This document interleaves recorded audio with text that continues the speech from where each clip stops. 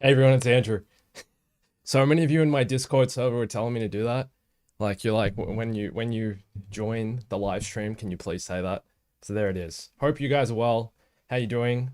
Still new to the whole streaming thing. Let's see how we go. It's exciting. I can hear myself. That's a problem. One sec. I gotta mute myself.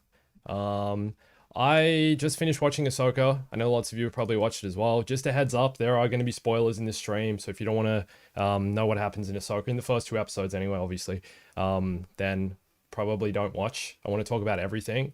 How are you guys first? What did you think of the show? Like, I've got so many thoughts. I've written a whole list of thoughts, things I want to talk about. Yeah, I know a lot of people are coming, especially from like Star Wars Rebels, I guess, and saw that before they watched Ahsoka, or have the history with it.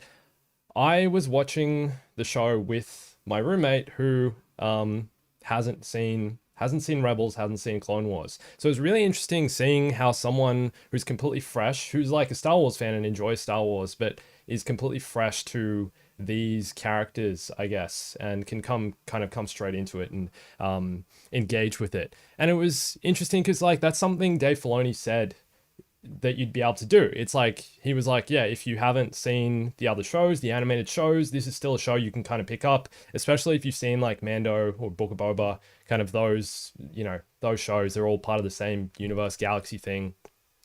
That you can jump right into this and understand it straight away. And I didn't really find that was the case with him. There were still characters. He's like, who's this? Who's this? And he got a sense of it eventually, I guess. But at the same time, it was still kind of it requires prior knowledge. I feel more than you'd expect. You guys want the Lando lot? Why do you want the? No, I can't do it. I can't do it, man. I'm not Lando. Lando's in the intros. Um, yeah. So anyway, prior knowledge, Star Wars. I don't know. I personally enjoyed it. The show was better than I expected it to be. I think there was a lot to. Ah, man, it's kind of like I'm kind of always in two minds about these newer Star Wars projects, but it's in terms of like I guess where I'd rank them as well. Andor for me is the favorite. I know a lot of people probably don't agree with that. I know some people found Andor amazing and some people found it super boring. Mando season two, I think, is still like the peak of what Disney's done with the Star Wars TV shows as well. So there's that. There's Andor. And then yeah, this one's up there. I mean, it was better than a lot of what happened in the Book of Boba, obviously. And Obi-Wan was, a bit of a mess at times. This I liked the direction of it. I think that was the big thing. It was like the actual style of the show and the kind of the direction of where it kind of I don't know, like I really liked how it felt like it had elements of the Kurosawa films, which are these old Japanese like samurai films that inspired George Lucas way back in the day and have also inspired Dave Filoni. You might have seen some of them. They're black and white. You might have seen clips and stuff. If you follow my clips channel, I've made clips about them. I talk about them sometimes. And there's some of those like set pieces, like when they introduce a character like one of the villains, how they're kind of just standing there and everything is still except you see kind of the wind moving behind them. I really enjoyed the character reveals. I think that was a big thing. It was like, yeah, the characters would like pop up. I don't know. There'd be a moment where I really liked the reveal of, I guess, the villains. There was one moment where what's her name? The like Sith Padawan, the Dark Jedi Padawan, Shin Hati. She was standing there. It was that Darth Maul moment. Did you guys notice that? It was like a total throwback to the Phantom Menace and Darth Maul, and she's standing there and with the probe droid. It was like shot for shot with Darth Maul and the probe droid. You remember that from the Phantom Menace when you see the probe droid? Darth Maul's like looking out for Anakin and Obi-Wan. Sorry, Anakin and Qui-Gon, and he's sending off the probe droids. And yeah, it was like shot for shot. She sent off the probe droids. It was making the same sound effects. I really enjoyed that callback. But then as she's standing there, the camera suddenly panned, like snapped to a wide shot, and it revealed that I think it was like her guards were standing, those droid things were standing behind her. Really cool. That kind of stuff I like. All right, I'm gonna respond to a few comments. Thank you so much for the donations. That's amazing. I'm doing fine, and it's a few characters felt honestly off. Yeah, okay. I don't know why, but someone said that I found out I agree with them. You're better than Mando season 3. I agree with that. Yeah, agree. At the same time, so last week I was rewatching over the weekend actually. I was a bit sick over the weekend, so I'm like, all right, I've got some time. I'm not going to be making videos and stuff. I should go back and watch some Star Wars Rebels. So I was watching all those kind of essential episodes you're supposed to. That Disney Plus has these essential episodes you can watch. So I was watching them, and it's interesting to see, I guess, how the characters have evolved since then. And obviously, yeah, translating into live action, it's weird. I don't think Ahsoka translates that well into live action, to be honest. Compare her character is different. Rosario Dawson plays a very different Ahsoka to what Ashley Eckstein portrays with her voice acting in the Clone Wars. 100%. Ahsoka in the Clone Wars and in Rebels is much more. I always felt playful, more emotional, and less reserved. Rosario's Ahsoka is very like much quieter, much more mysterious, much more within herself, and kind of, I guess, building that kind of, yeah, samurai legend style of Ahsoka that I think is what Dave Filoni is trying to go for. I'm not sure though. Yeah. Yeah. Interesting. I'll do anything to be told in the video. X Infinity 63. Thanks for coming, man. It's nice to see you here. I really hope we get Captain Rex. I totally agree. Seeing Captain Rex in the series would be unreal. Especially, he has to be played by Tamora Morrison, who said, obviously, Tamora Morrison's up for anything Star Wars, man. The guy is just like, yeah, I'll do anything to be in Star Wars. I mean, they gave him his own show. I really still hope we get a Book of Boba season 2, but Tamora Morrison showing up as Captain Rex in this would be absolutely unreal. I think it needs that. I think, and it's Ahsoka. Rex is still around at this point in the timeline. It's going to be strange if he's not included. I'm curious, though, if they're going to save a character like that for a season 2, because I'm pretty sure this is going to get a season 2. I don't think this is just going to be... I think it was, like, leaked or rumored a while back. Like, it was on a list somewhere that there would be a season 2, but yeah, we'll see again. Yeah. Yes, I was sick again, I know. It wasn't that bad this time, thank goodness. Thanks. Indigo Show, the Indigo Show. Appreciate it, man. Yeah, the Dave Filoni style I think is really coming through. Oh, Eye of Sion, as in Darth Sion from Legends. That's interesting. Okay. Yeah, that could be the case. Yeah. That's a good idea. Yeah, I would like to rank the Star Wars shows after this comes out. I think, I don't know, like, here's the thing as well. I was kind of, I didn't like so much the action also as well. There was some action scenes, especially the opening of the first episode, right? So Shin Hati and Baylan Skoll go into the New Republic ship and kill everyone, right? I didn't think... It felt very Disney lightsabers, if you know what I mean. Like Disney action, kind of PG, kind of a bit... Just like you don't feel the effects of the lightsabers. Like it didn't feel like they were cutting everyone up. It just felt like they were kind of making their way through and, you know, killing everyone, but you didn't really get a grip of it. It wasn't violent. It wasn't destructive as you'd kind of expect it to be, which is interesting because Obi-Wan was like such a... When you look at it, as far as what Disney's done, with Star Wars anyway, it was so violent, man. Like, they were doing crazy stuff. Do you know what I mean? The stormtrooper gets sliced in half by the ray shield thing. Even like Obi-Wan being burned in the fire. The moment Darth Vader was walking through the town and he snapped that like father's neck, stuff like that was insane. And this show didn't really, so far anyway, it doesn't really have that. And it feels a lot more PG, I guess more in line with Star Wars Rebels, but at the same time, Star Wars Rebels could be violent at times, man. Like, it's like the Clone Wars. You guys all seen the Clone Wars? Everyone's who's like, yeah, Clone Wars isn't a kid's show. It's not, man. Like, the amount of violent deaths, and also I like how, I guess, how the Jedi are portrayed in the Clone Wars as being... you know, like not all good, I guess. You see that there's like conflict in them and you see that their morality is a bit off, which is also something we saw explored in Tales of the Jedi with, you know, Count Dooku turning and seeing what Mace Windu was doing. I really enjoyed that whole dynamic there. And Qui-Gon watching what his master was doing, what Dooku at the time was doing, and seeing the violence there. So I enjoyed that part of Clone Wars and even parts of Rebels, but this show doesn't feel like it has that so far. And so far, yeah, she's just literally like slicing up droids. Also, far out, man. I have to say, man, Whenever someone gets stabbed in Star Wars from this point forward, it's like, what is going on? Yeah, I was literally, as soon as Sabine got stabbed, I'm like, man, I feel so bad for Qui-Gon. He's literally, I feel like he's the only character in Star Wars to die from a stab wound. Like, it's tragic. I don't get it. Like, I just don't get it. Like, is it where Maul stabbed him? Maul stabbed him in the gut, which is where Sabine got stabbed, where Reva got stabbed, where the Grand Inquisitor got stabbed. Like, just it's Disney, man. Disney lightsabers, I guess, right? They don't actually kill. I don't know. Yeah. Yeah, I don't know yet. Yeah, Reva survives everyone. Yeah. Do I think the old Ahsoka actor is better or the new one? Like I was saying, each brings a different performance. I don't think I'm gonna say one is better than the other just yet. Personally, I think I prefer Ashley Eckstein at the moment, but I'm curious to see where this goes and if they can maintain any momentum through this series. That's kind of what I'm most looking forward to.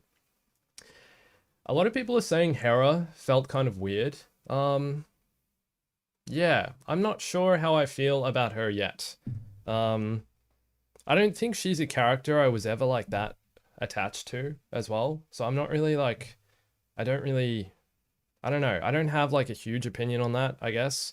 I'm curious to see where she takes it. It looks like they did tone down her eyes though. I remember in some photos and videos that were released like a few months back, her eyes looked like a bit cursed, really strange and like too bright the blue. So it looks like they've toned down that a bit and her appearance isn't so bad. But yeah, character wise, maybe a little strange. I'm not sure. Yeah. All right, I'm gonna go through my list of things and talk a bit more about what I saw. There were yeah, the first episode specifically, like it felt like it had a bunch of callbacks to the Phantom Menace, which was really cool.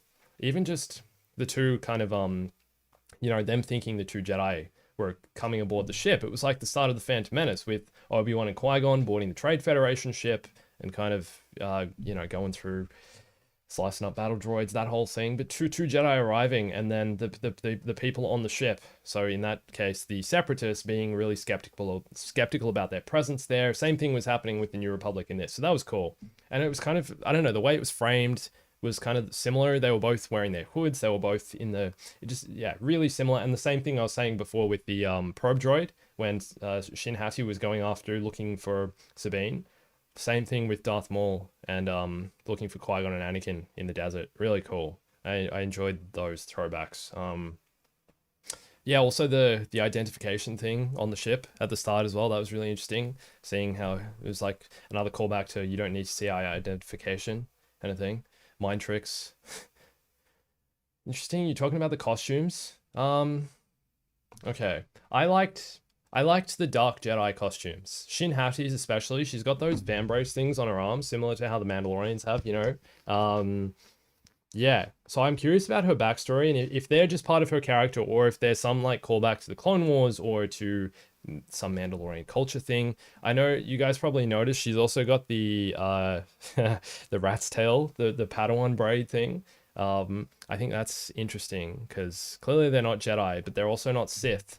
But they're obviously like taking bits and pieces of both disciplines. I mean, we know Baylan Skoll now was a Jedi, right? He was part of he was in the Jedi Temple. He fled Coruscant or something like that. I think this is what they said, and I don't know. Yeah. So like he's clearly like has teachings. His lightsaber, both the lightsabers. Hu Yang was describing the lightsabers, saying they're very influenced by the style, or that he was teaching his Padawans to create way back in the Jedi Temple. So yeah, but then they're also obviously taking their dark side influences from the Sith and evil. I like the lightsaber colors, man. They're really good. Even Sabine or Ezra's lightsaber, technically, it's a different kind of green. Like it's much more vibrant, and I guess in some ways that's the color wise it looks like Star Wars Rebels. I know a lot of people didn't like the art style of Rebels as well, and especially the lightsabers, how they're pointy and kind of that. They're based on the original Ralph McQuarrie designs from the early or mid 70s. But yeah, I agree. I think they took it too far, and I don't think the lightsaber duel specifically and the choreography in Rebels is that memorable when it comes to actually, dueling. Um, yeah. Oh, yeah. Hera's son will be in the show. I don't know when. Hey, yeah, hopefully soon.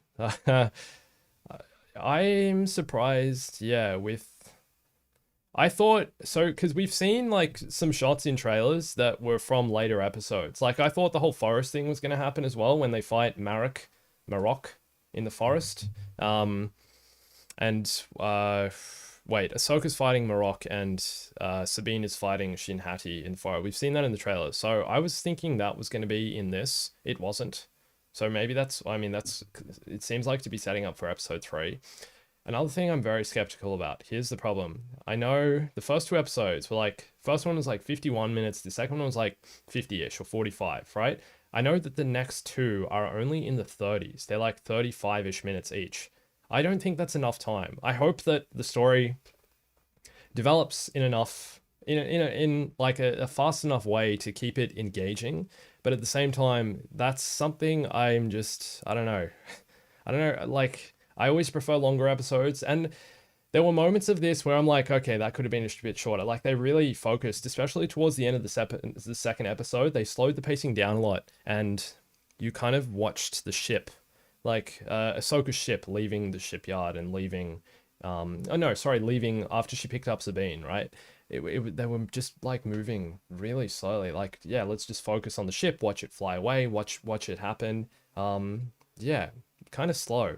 So I think there's like room to cut and room to like edit and kind of cut things down a bit. But yeah, we'll see. I don't know. Chopper was amazing. Chop, like on point, super cheeky, doesn't want to listen.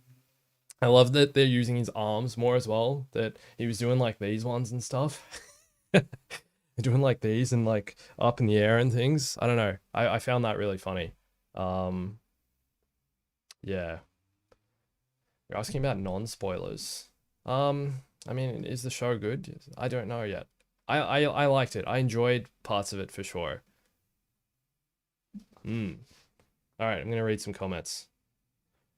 Kanan will be a Force ghost. Oh, that's so cool. Yeah, I'd love to see that, honestly. I mean, I think at some point, yeah, it's gonna explore more of Hera, and especially if they introduce what is Jason, the son? Especially if they introduce Jason, you would think that Kanan has to be involved in some way. And whether that's a Force ghost or they're looking at holograms of him, kind of like what Sabine was doing with Ezra, kind of like what Ahsoka did with Anakin's hologram. She was watching, I was in the episode of Rebels I was watching the other day, she's looking at a hologram of Anakin and showing it to Ezra, and Anakin's like teaching how to the lightsaber form basically. So yeah, maybe he'll appear in a hologram, or he'll just be like a voice. That's another thought, kind of like in A New Hope, after Obi-Wan dies, after Vader kills Obi-Wan, he could just be like a voice in his head or in the characters' heads, and you hear his presence, they feel his presence. Maybe it'd be that. I really want him. It'd be cool to have him show up though. Ezra's appearance. I saw someone ask me about Ezra's appearance as well. I don't mind it. I'm pretty sure later in the show, he's getting longer hair though, because in this he had short hair. Because that was supposed to be from the time when, it's the end of Rebels, right? He takes Thrawn away into the great unknown. So, yeah, I don't know. His appearance, I think it was on point. The voice was really good. I've compared the voice on the Clips channel. I've compared his voice to the voice of the voice actor who actually voices Ezra in Rebels, and it's like so close. It's really good. Surely Zeb's going to be in it too at some point. I mean, if they put Zeb in Mando, it was Mando, right? I think it was Mando. If they put Zeb in Mando, then I would assume he's going to be back in this. Why wouldn't they? Yeah, the Loth Cat, man, the Loth Cat was so cute. Oh my goodness, right? That thing is an animatronic. There were some parts where I'm like, yeah, okay, that's clearly CGI. Like there was a moment where it jumped off the table after Sabine put the hologram on the table of the map. I'm like, yeah, that's obviously not an animatronic, but it's supposedly something they designed that's similar to the technology they use in Grogu. So Grogu's, There are parts of the animation, I'm pretty sure, parts of Grogu that are CGI, not his face and stuff, but like when he has to perform certain movements and things. But most of him is it's an actual puppet like that's this big. And the Loth Cat was the same, and it looked adorable. I loved, yeah, Loth Cat really made it for me. Yeah, we know Hayden's in the show. It's gonna be epic. Can't wait. Yeah, cute and fluffy. I know. What a little. I want one. I just want him like here, little Loth Cat, just chilling. You know. Who was the other? The painting as well with the Loth wolves and the mural that Sabine made in Rebels. That was really cool seeing that in live action. I really thought they nailed the appearance of that. It's had that same kind of mysticism, I think, that yeah, we've you know, that they captured in Rebels. That I very much enjoyed. Vader flashback, not sure yet. We'll see. Yeah, I'm really hoping so. Dude, the other thing, yeah, it was like I was getting heavy Jedi Fallen Order vibes with the first Ahsoka scene when she was going through the Night Sister puzzle thing. First of all, the sound effect it made when she did that spin thing and sliced to open the ground was so cool. I love that. Um, dropping down the puzzle she was solving, I was like, this feels like an episode of this feels like a tomb in Jedi Fallen Order. And I know that location, I'm pretty sure, was actually inspired by the Zepho tombs in Jedi Fallen Order in the first Jedi game. It was concept art that one of the concept designers posted, I think, about a week ago on Twitter, and it showed him. It basically showed Ahsoka, yeah, in that location, but the giant pillars and things had Zepho kind of symbols on them. So I think it's definitely inspired by Jedi Fallen Order. And the fact they're going into the Great Unknown, is the unknown regions or whatever, that's similar to what happened with the Zepho and the legend of the Zepho. No one knows what happened to them, but they supposedly their existence, their civilization disappeared into the Great Unknown, and that's kind of how Jedi Fallen Order ended. Well, their part of Jedi Fallen Order ended anyway. So it's getting heavy vibes there, and also a bit of Indiana Jones with her like, you know, solving the puzzle in the little tomb, and then it reveals the thing that pops up, and then I'm like, oh look, she found one of the Dragon Balls. It's literally like holding a ball. It actually looked a lot like it's like a bigger version of the Golden Snitch from Harry Potter. Yeah.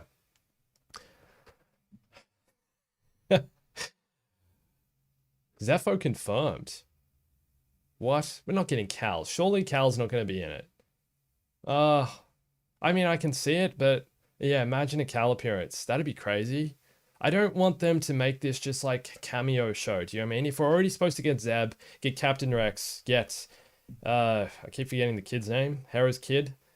Get these characters plus Thrawn's coming back. I don't think you can put Cal in it as well. I just think it's too much. I think it's too many characters, too many cameos. Like they need to rely on original writing and storytelling and not just bank on the fact that, hey, here's this character everyone loves. I think Obi-Wan had too much of that. You know, Book of Boba was kind of overwhelmed with that, bringing in Mando and stuff. So, yeah, not sure. Yeah. Okay. Um, oh yeah, when when they rescued Shin Hati, sorry, when they rescued Morgan Elsbeth from the jail, the cell on the rebel ship, it was like you're shorter than I expected scene, literally taken from A New Hope. There's so many references. The first episode had so many. Jason, yeah, it's spelled with the C. That's why I can't remember it. If it was written like it with an S, Jason is Hera's son. Thank you. I appreciate that. Just me, Aaron. Thank you. Oh man. Oh yeah, Apple of Eden from Assassin's Creed. I can see that. Yeah. Thanks. Thanks, Louise. I appreciate it, man. Thank you. Glad to see you enjoy the episodes. Jason. Yeah, it's with the C though, right? Jason. Jason C. All right. Jason. Watch. If I do another one of these streams or even later in this stream, I guarantee I'm going to forget again. Hera's son. Yeah. Okay, there's an interesting thought. Yeah, thanks for writing that. So Sabine is not a Jedi, confirmed by Hu Yang. Thank you for keeping the continuity, Dave Filoni. Hu Yang seems quite adamant that Sabine isn't good at wielding the Force. I didn't think she was even force sensitive. Am I forgetting something from Rebels? Is she force sensitive? I don't know, but she doesn't. Yeah, she's like. I like the idea of her being a Mandalorian style Jedi if she becomes a Jedi or just trains with it. She's like a Mandalorian that uses a lightsaber basically, and not the dark saber. I think it's different altogether. Um, yeah, so I really like that they're keeping the continuity with her character, and I really hope they don't kind of take that in a different direction and decide to do something completely different with her and then evolve her into, um, I don't know, something that's like a Jedi. I hope she doesn't become a Jedi. I don't think it's part of her identity. I don't think, you know, and the same thing as well. There was an interesting thing. Okay, so I was sure that Ahsoka never became a Jedi Knight, right? She was a Jedi Padawan, right? She was Anakin's apprentice, and then she left the Jedi Order.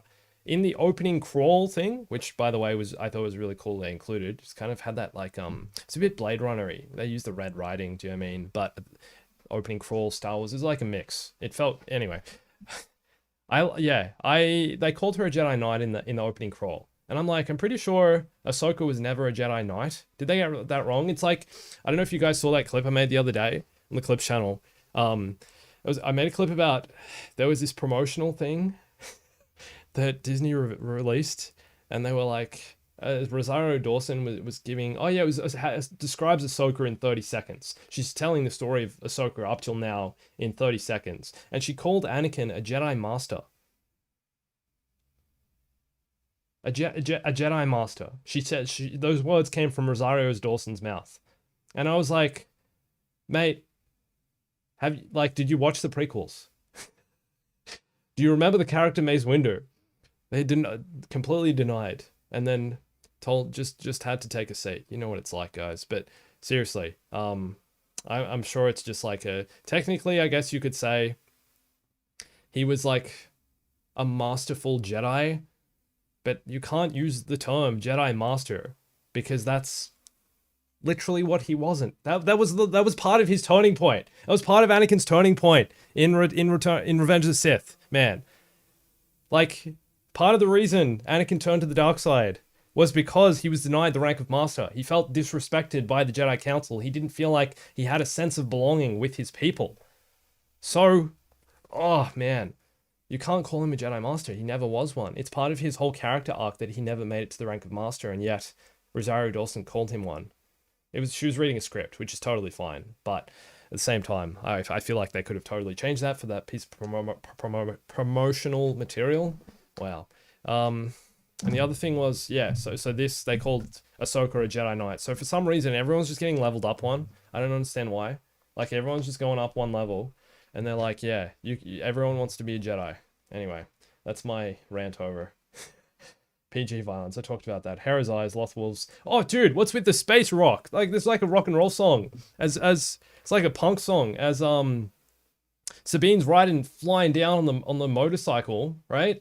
Like, this is so cool. We're getting like Star Wars space rock. Like, Andor gave us those sweet Miami beats. Do you remember when he goes to Niamos? It's like the Miami beach planet.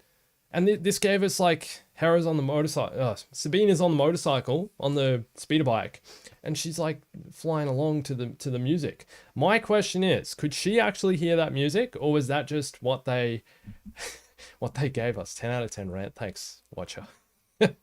Oh man, love the music. I want more of that. I think Star Wars needs that more broadness, and I think I like Coruscant for that reason, because it seems like there's a lot of culture on Coruscant, right? There's so many different like underworlds, different levels people live on. You see so many colors. There's the nightlife of it. There's people in, higher upper class. There's people who live in poverty. Coruscant represents all of that, and I always felt like it'd be such an awesome place to explore in an open world game, because you'd get immersed in so many different things, and that's probably why they've never been able to successfully create Coruscant for an open world game, and why Star Wars 1313, one of many, many reasons that game got shut down. It was too ambitious, too big a thing, like trying to set a game on Coruscant, approvals from Disney and Lucasfilm trying to, make sure everything kind of stays within canon. But yeah, I don't know. I enjoyed the music. I think Star Wars needs more music like that. That's what I'm trying to say. Okay. Night Sisters. So, did we know that Morgan Elsbeth was a Night Sister? I didn't know that she was from Dathomir. I can't remember if that's something that got mentioned before. Pretty cool. But yeah, so she can wield magic with a K. It's like Jason, right? Jason with a C, magic with a K. So she's basically Marin. Oh my god, is Marin gonna show up? Please no. Morgan Elsbeth. There aren't many Night Sisters left, right? Night Sisters are similar to the Jedi, I guess, in that sense, that they were all kind of purged, right? Like General Grievous went to the planet with Separatists, killed most of them, right? And there's only very few left.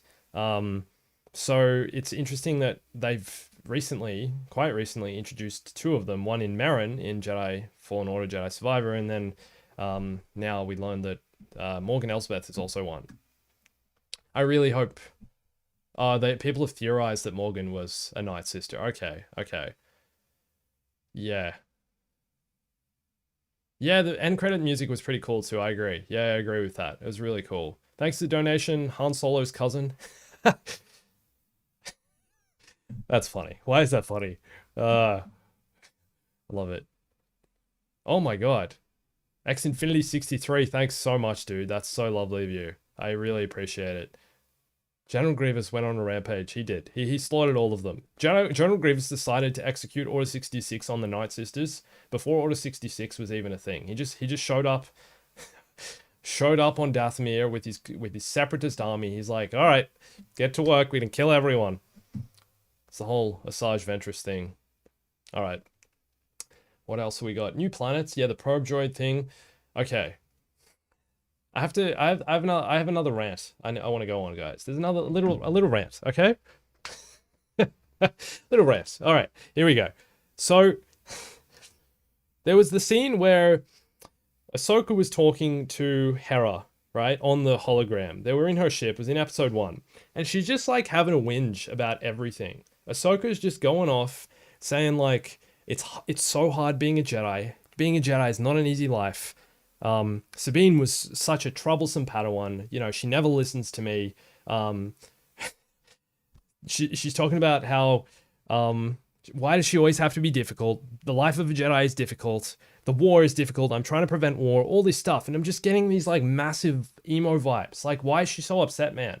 Like, she's just having a whinge. Hera's just taking it all. Hera's just absorbing all this stuff. Did you guys notice that? Hera's just standing there and just trying to present, like, the positive side of it. And she's like, oh, yeah, you know, Sabine didn't listen to me. She's, like, run off and I'm so, you know, annoyed about it. And Hera's like, oh, she probably had her reasons. And... And then Ahsoka's again like, oh, you know, yeah, being a Jedi, man, it's tough. And it's just like, it's such a hard life. And Hera's just like, well, you know, you chose your life. We're fighting for the greater good. Anyway, just trying to say, like, that's the difference between Rosario Dawson's Ahsoka and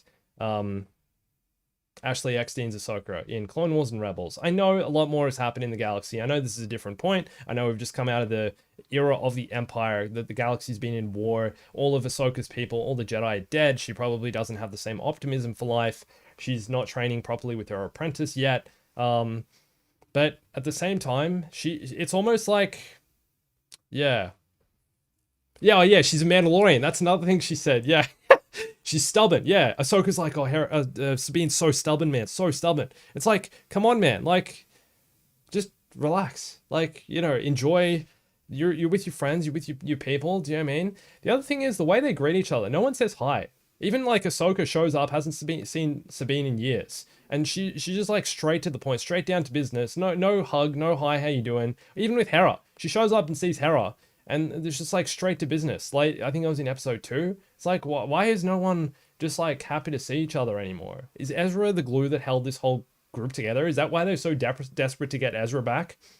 Also interesting, like the Sabine and Ezra thing. Do you think they're brewing like a bit of a romance there? Because I know Ezra says that Sabine is Ezra says that in the hologram that Sabine is like a sister to him, and she's like really connects with that. But I'm curious if they're gonna try and build some kind of, I don't know, you know, love side plot there, romantic. relationship between the two of them. I don't know. It feels like it could happen, maybe. Is that weird? Is that a weird thing for Star Wars to do? I don't know. Maybe Ahsoka needs to find someone out there. Maybe her and Zeb can get together. What do you think? Would that work out? Is that a terrible idea? Hmm. I don't know, man. You can see General Grievous as a Jawa. What are we talking about? How do we get to that? This isn't the Lego video. Although the Lego finale is coming, guys, I should mention for everyone who's waiting for that, it's definitely coming. I'm working on it. It's kind of a big video to make. I've got big plans. Do I think, all right, here's the big question. Do I think the show is good enough to keep Star Wars Disney afloat for now? Really good question. I don't know. Ahsoka is like a spin-off of two separate shows, and Rebels overall wasn't like super, super popular. And the show Ahsoka and all these characters, Sabine, Hera, everyone, they're out of Rebels. So it's like super niche, and that's kind of what has me worried about it. Yeah, Rebels is like, Ahsoka's a spin-off of Rebels and Mandalorian, right? Mandalorian, first two seasons, like everything, we'd kind of, it set the bar. It set the bar for, all right, we're expecting this level of Star Wars. There were times where it's like, yeah, it's not amazing, but there's times where it's like, this is so cool, right? So, and then to spin off, like following a bit of a disappointing season in Mando season 3, and then we're making Ahsoka. I don't know if this is going to be the show that like gets Star Wars back to where it was like last year. I remember the hype like pre Obi-Wan, before Obi-Wan came out, and around the time Lego Star Wars came out, it was like April, May last year. Star Wars was peaking, like absolutely peaking again. It was kind of like, we'd had the first two seasons of Mando, the cliffhanger ending of Mando season 2, which, to be fair, they already had released Book of Boba at the time as well, and that was like, a bit disappointing at times, if we're being honest. But yeah, I don't know, man. Like, I don't know if this is going to be the one to like, hey, like lifting it up, because I don't know how many people are actually watching this. I feel like this is going to be a bit of a similar thing to Andor. Andor was kind of like, again, a niche show in that, first of all, most people who are average Star Wars fans have no idea who Andor is. So they're calling the show after a character who is a side character in Rogue One, right? Big Disney Star Wars movie, arguably the best Disney Star Wars movie. But at the same time, I don't think Andor as a character himself in that show was memorable. They've made him a memorable character now with Andor season 1, but at the same time, it's like, I don't know if the direction and the decisions they're choosing to like, the shows they're choosing to create are gonna be what, take Star Wars to the next level. I'm excited about the next few shows that are coming out though, to be honest, because they're more original ideas. Like, Ahsoka's great. You know what I mean? Like, I'm glad they're making the show. I'm glad it's coming out. I'm glad we're seeing these characters and where they're going. But at the same time, it's not like new Star Wars. Ahsoka's been around for 15 years. This series is going to rely on a bunch of cameos and a bunch of other characters coming in from other locations. Yeah, I don't know. Like, if it's going to rely on cameos, right? So it's going to be strange to... I just think Star Wars needs more originality back. Do you know what I mean? And I think they're trying to do that with the next few films. It seems like they're trying to take it in a direction where, not the Rey one, obviously, like Rey is pre-existing character, but the other film's the one that's set before the Old Republic times or about the origins of the Force. That sounds kind of intriguing. Like, and then the other one is set during the High Republic, I believe. Or, oh, hang on, no.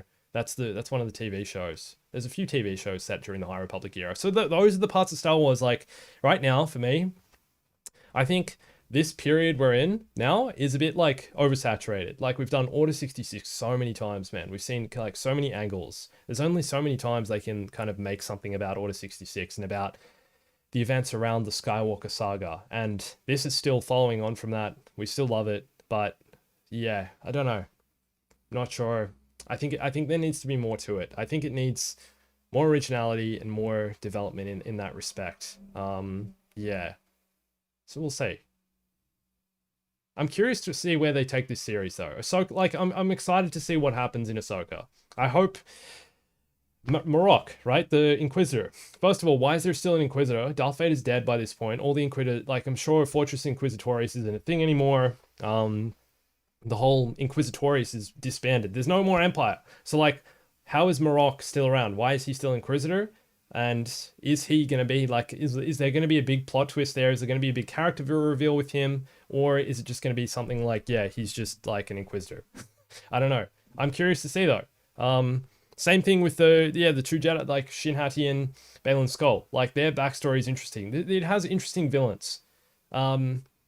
So far they haven't really developed much. Obviously Thrawn coming into it as well. But at the same time, yeah, it's like, it's so hard to say if this is gonna, like, a lot of people are talking about this is gonna be the show that's gonna, like, save Star Wars. First of all, I don't think really Star Wars needs saving. I think Star Wars is always gonna be a thing, and it always, you know, kind of go through ebbs and flows as well. There's gonna be periods where it's like super, super popular, and then times where it's dipping off a bit. I think we're in, you know, a bit of a low period right now, and it's been oversaturated, but and with the Hollywood strikes going on at the moment, though, the actors strike and the writers strike, it's going to potentially be a while before we actually get more new shows and production continues. So it's going to be a tricky few years, I think. I'm excited for the gaming side of Star Wars, to be honest. I'm excited for Star Wars Outlaws, open world Star Wars. That's going to be awesome. And then we know Respawn's working on an FPS game as well. We know they're also doing the next Jedi game. What else? The KOTOR remake is still coming along, I guess, at some point. Anyway, yeah. Lol, hint droid is confirmed. Oh, that's great. Yeah. I think I agree. Andor season 2, I think is going to get people hyped, even people who didn't necessarily like the first season. I think the fact that season 2 is leading up to the events of Rogue One, and we know what happens to all the characters in Rogue One, and there's going to kind of be introductions. There's likely going to be more characters introduced from Rogue One, like K2SO. So I'm excited about that too. And I think there will be some hype around that. I think that's still going to be a long time away, though. Yeah, long, long time. I am not playing Starfield. No, I'm not sure I will. You guys want to see me play Starfield? It's such, like, that kind of game is such an overwhelming project to take on. Like, if I'm going to play Starfield, you know what I mean? Like, you have to immerse yourself for hours and hours and hours. And I'm not sure I'm prepared to do that on a game that I'm not sure I was even going to play. Do you know what I mean? Like, you guys want to see me play Outlaws? We'll see. All right. Okay, here's another thing. Ahsoka, she did the Cal Kestis thing. She has, for some reason, Cal Kestis' ability, the Force Echo. Did you guys notice that?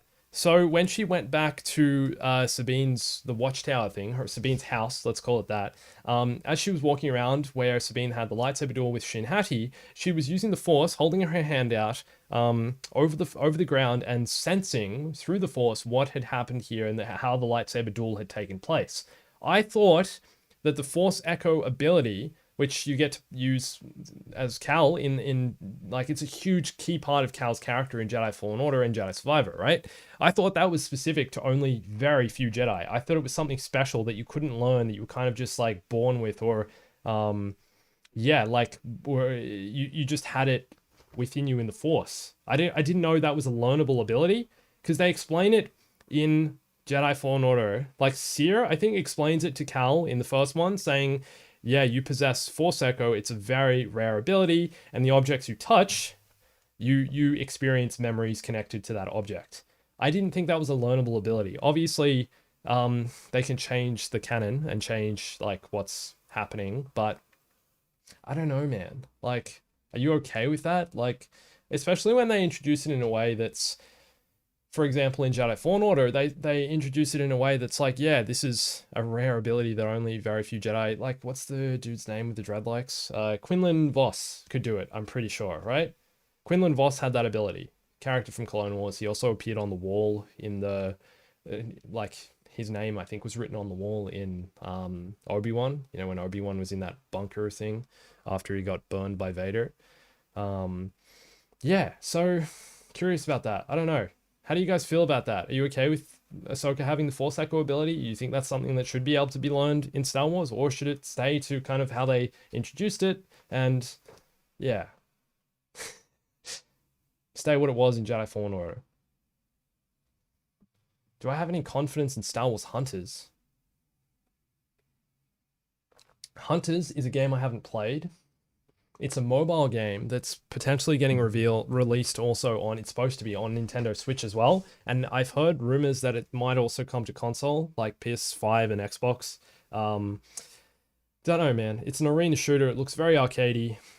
I mean, I'll play it if it comes out on console and, give it a go, but I'm not like, I don't think it's gonna, it's not gonna be like Battlefront. Do you know what I mean? It's not gonna be the next big thing. It's different. Um, yeah. Yeah, it's random, right? I don't know. Zepho, yep. Just reading some comments. I really hope the Star Wars FPS blows up as well, like Battlefront 2. Yeah, I really hope it gets a live service and becomes like a consistent thing. I'm assuming they're going to give it like the Apex Legends treatment. Maybe. Can you imagine if it was free to play FPS Star Wars game? That would be amazing. And, you can buy cosmetic. Just, yeah, why not? Yeah, okay. Yeah. Oh, Ahsoka was always force sensitive to animals. You are right. She has her owl. What's the name of the owl? I can't remember right now.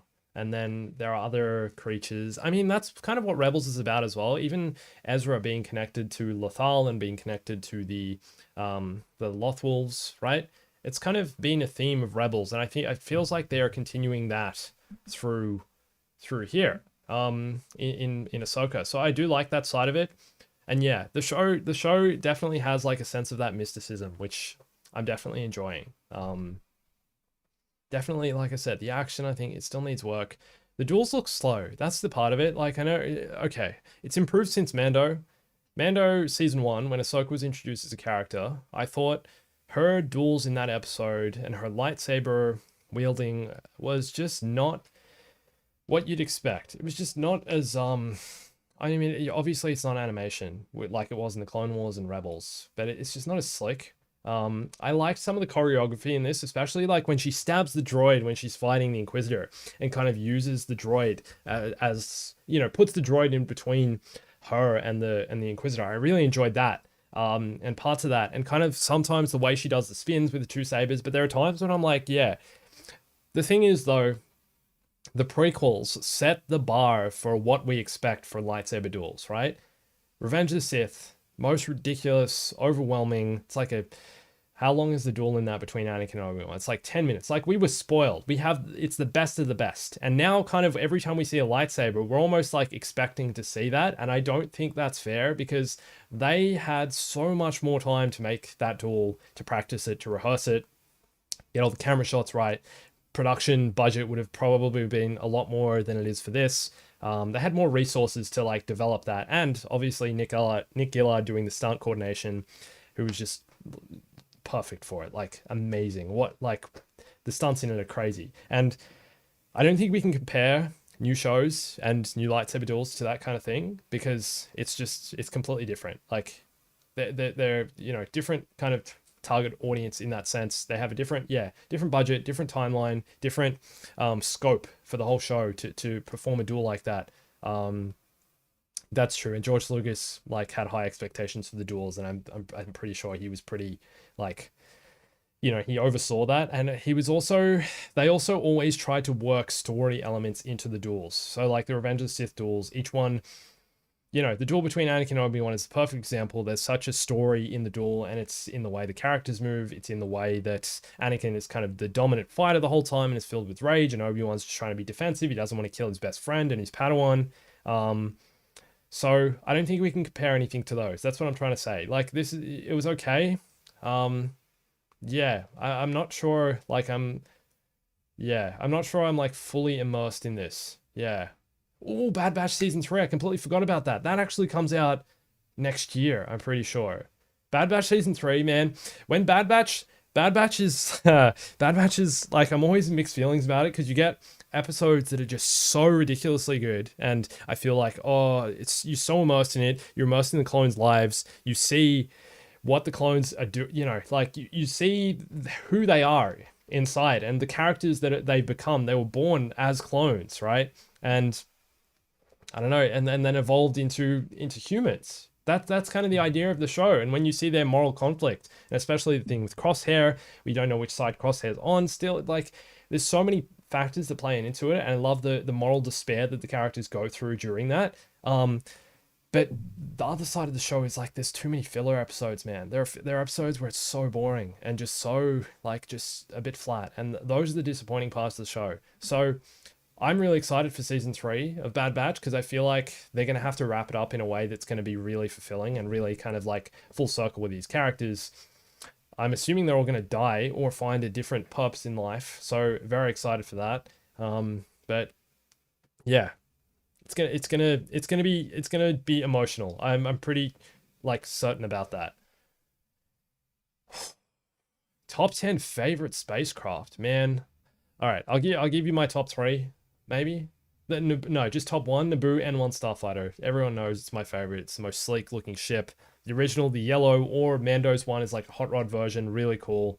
I also like the Razor Crest. I think the Razor Crest is such a cool ship. I love that you can fly them all in the Skywalker Saga, man. Actually, you can't fly Mando's new ship in the Skywalker Saga in Lego. But I love that you can fly the Razor Crest. I'm pretty sure it's the only game you can actually fly the Razor Crest in. It's so cool. Anyway, getting back on topic. Oh, did you guys notice as well the scene of Ahsoka when she cuts her hair? I saw some people talking about how you prefer sorry, not Ahsoka cutting her hair, lol. Sabine cutting her hair. I saw some people talking about how you prefer Sabine with the long hair. I know what you mean, but I think it's also because it had like the colored tips on the end, whereas when she cut it, it's only kind of that dark red, dark purple color, like through the whole thing. She hasn't done the tips like she has in Rebels. Maybe she'll get that in future episodes. I'm not sure. Yeah. The scene where she cuts her hair though was actually like a very direct reference and almost shot for shot for the scene where Kanan cuts his hair, which I'm pretty sure is at the point where he's already blind. And yeah, it is when he's kind of, his character arc has reached a point where it's a turning point in his life, and that cutting his hair signifies that. He's like, yeah, I need to do this. I need to fight. It's a turning point. It's a major plot element in, I think it was season 4 of Rebels from memory. And it was shot, the scene of Sabine doing it was shot pretty much exactly the same as it was animated in Rebels. So that was a really cool reference and callback to the character. But again, something that, you know, these are all things that if you didn't watch Rebels, or if you're only like a casual, semi-casual Star Wars fan, do you know what I mean? Like, you're not going to see this stuff. I don't know. I always think about that. I'm like, if I was getting into Star Wars now, how would I feel about it? And how deep do you need to go?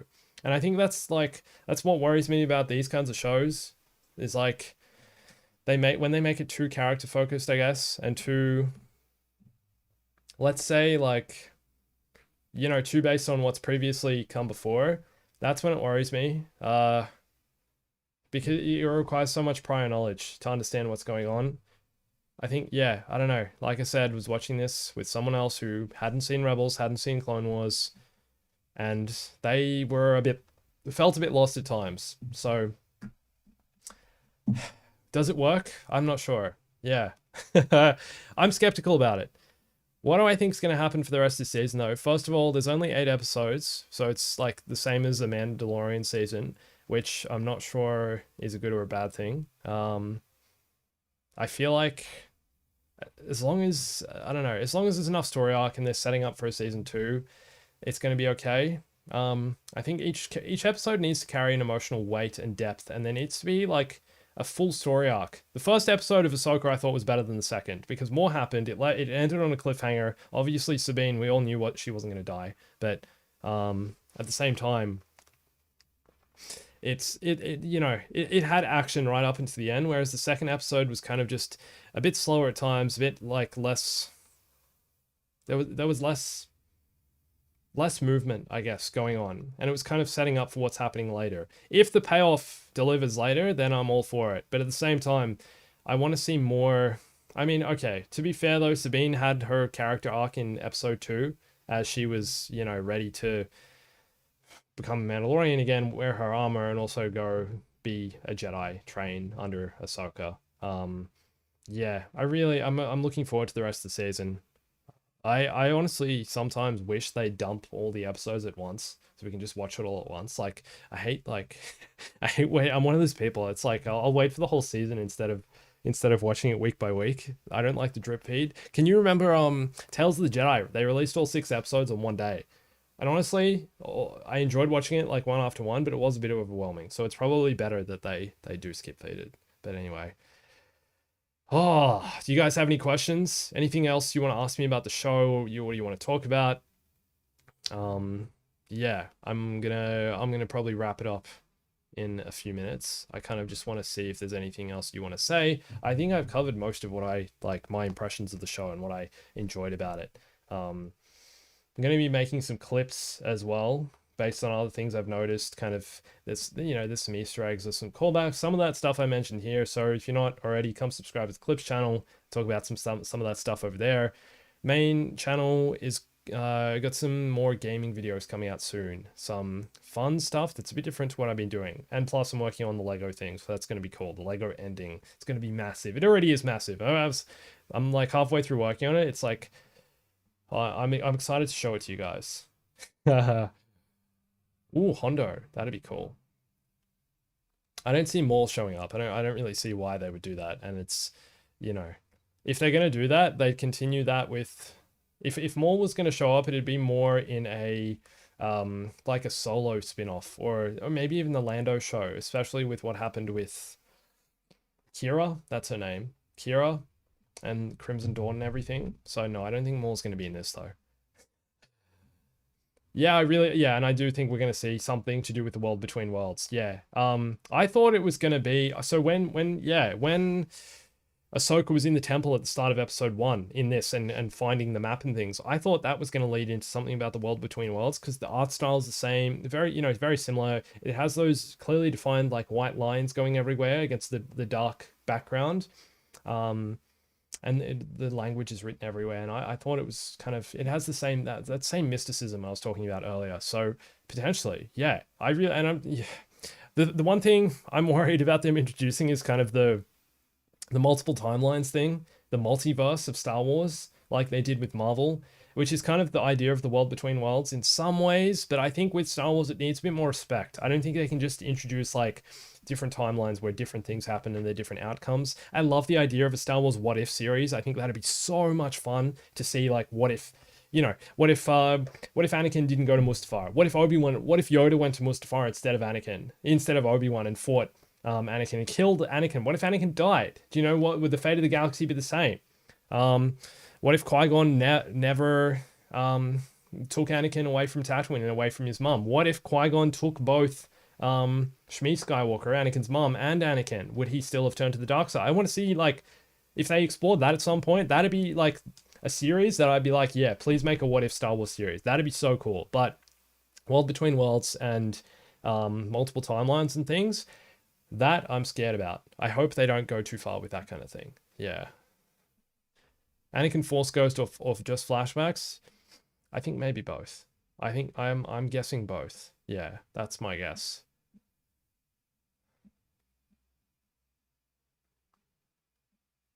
Yeah, some people aren't a fan of the World Between Worlds thing. I understand. Yeah. Yeah. What if Jar Jar was a Sith Lord? I've already made that story, man. It's so funny though. What if Qui-Gon survived being stabbed? Yes! Oh, finally someone said it. Yes. And then everyone else that got stabbed in Star Wars dies. We'll flip it around. Qui-Gon gets to live. R.I.P. Qui-Gon, man. The poor guy. What if Ahsoka taught Luke? Lol. Yeah, I know, right? That's a good one too. Oh, man. 100 Ways to Die videos? Possibly. Thanks, man. Thanks for the suggestion. I'll think about it. I might have some brewing. Actually, might be half working on some. I've got some half-written scripts somewhere. Yeah,